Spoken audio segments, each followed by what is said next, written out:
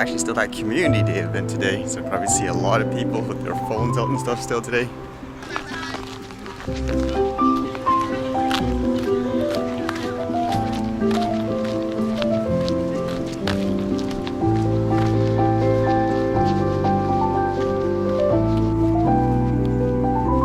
Are the leaves starting to change colors already? I'm usually always looking for different types of events and experiences to explore. And yesterday apparently there was an Airshow in Abbotsford. It's stuff that I haven't actually attended before, so it got my interest, but then I couldn't just make it time-wise. But according to this, it says 5 injured in plane crash following Abbotsford International Airshow. So apparently a plane crashed there yesterday.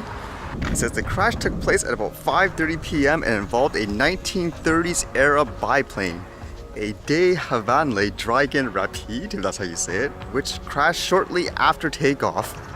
The Abbotsford Police Department confirmed in their press release that the occupants of the plane included the pilot and 4 adult passengers. All 5 were taken to hospital both by ground and air ambulance. It makes me wonder if it was due to weight since the thing was so old and everything like that, just based on the description. 3 suffered non-life-threatening injuries and 1 had serious injuries and 1 was in critical condition. I guess the positive aspect of that was, it says here, because the airshow had just ended for the day, many emergency responses were already in place and were able to respond immediately. And at this moment it says it's still being investigated by the Transportation Safety Board and they're not really sure what happened. They did say the pilot was very experienced though, so basically a hardware error of some sort. But stories like these actually make you afraid of going to like air shows or to fly a plane yourself, at least one of these vintage retro ones. Again, like I said yesterday, it wasn't until I started flying drones that I realized how many news there are of actual airplane crashes or incidents in general. Yet for the most part, I think people treat it as, you know, freak accident, as opposed to saying, nah, you shouldn't be able to do this anymore kind of thing. Although speaking of drones, still waiting for the final regulations here in Canada to see what they are. And usually there's often a tension between, I guess, recreational and commercial people in some cases, and the general kind of mindset for a lot of recreational people are a lot of the rules are just, I guess, commercially motivated. Like, it's not even to do about safety, it's more about people wanting to keep, I guess, business for themselves. So this is kind of interesting. This article that popped up to me, it said, want to make 6 figures? Try being a drone pilot. Despite what some may call an oversaturated market, these freelance drone pilots say they're making more than $100,000 a year. Essentially, it talks about people who work as freelancers and they do contract work with their drones, whether it be for photography, capturing some kind of data, or even using things like, I guess, thermal to do inspections.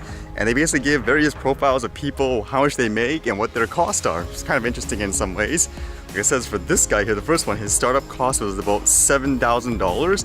His insurance costs about $1,000 a year, but he says his income's about $30,000. Like the guy's comment here, it says, if you live in an area with lots of drone pilots, you will not get rich. Makes me wonder if, again, that's the reason, like, there's a lot of tension between, say, a recreational guy and a commercial guy, because you don't even want the chance of anybody else being able to do that type of work, so to speak, so you encourage things like those regulations. And for this one, for the sample baseline drone startup cost, here they used a DJI Mavic Pro Fly Mode combo. It's kind of interesting because I'm thinking, because I fly one like every time basically to capture photos and all that, but I would think if you're doing it for a client and so forth, wouldn't you want something a little higher end, like maybe a Phantom to give better picture quality? Then again, I guess it's more about accessibility, right? But I would assume if you run a business, you want to give people, I guess, the best quality in that sense. Unless you're one of those options, I guess, saying, hey, we're the cheaper option and you can do something just as fast as them for way less. Like, it's better to have it than to not have it. But then they give an example of a guy that makes almost $200,000 a year, and it says his startup cost is like $23,000. Of course, for him, he has more high-end equipment. He does things like thermal inspections and all that. You can see the cost. Holy cow, look at the breakdown. Like, holy cow, spending over $10,000 for drone equipment and stuff like that. But that's what I would expect if you're running a business. You'd buy basically the higher-end gear. But it makes me wonder, because from what I read before about the upcoming regulations or the intended ones, they might actually just abolish the whole SFOC, which is basically kind of like the, I guess, license to do like very basic stuff. So it makes me wonder if that'll open up the market share where now it's good for people to start their own little business, or if that'll create more conflict. I mean, for the thought of market saturation, just from my personal experience. I have a lot of people asking me all the time, like, hey, can I capture this and this for them, like real estate agents and all that? And I tell them, no, I'm not like a commercial flyer. So it makes me wonder if they get rid of stuff like that, whether or not that would create like a lot of opportunities for people. I mean, for me, I do it for fun and it's just a creative outlet, but it makes me wonder if I was to do something like this, would I be just as good as a quote professional, someone who is licensed and all that? At the same time, it makes me wonder, should I cut a quote corporate reel for fun just to see if I actually could do something like that if I really wanted to, in terms of the very stereotypical, like just show like the best, I guess, awe-inspiring shots, that's it, like no storytelling really too much, just about impressing people. Well, there was a quote in the article somewhere along the lines of, if you wanted to be good at stuff like this or be successful at it, you like don't expect, I guess, overnight to be a six-figure earning guy. You gotta be crazy about it, like hobby-wise. Am I crazy about it since I fly it almost, every day when it's not raining and all that?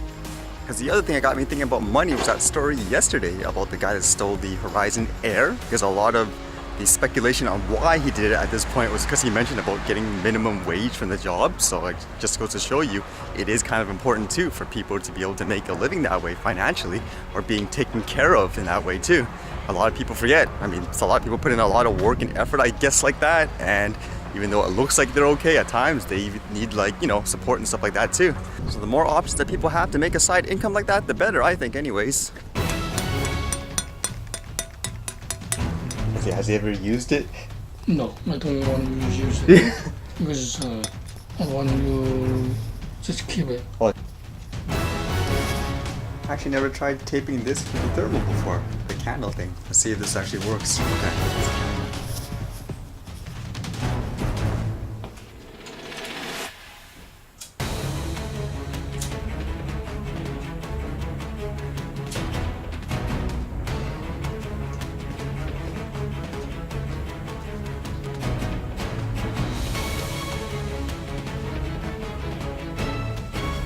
Just to test this out, it's kind of interesting. So I see the flames, even when you just blow it.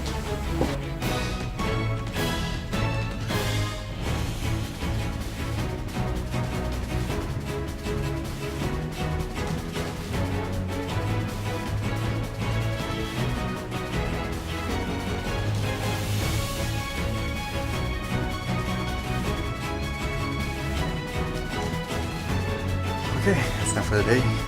At least 1 hour straight lifting up that heavy stick too.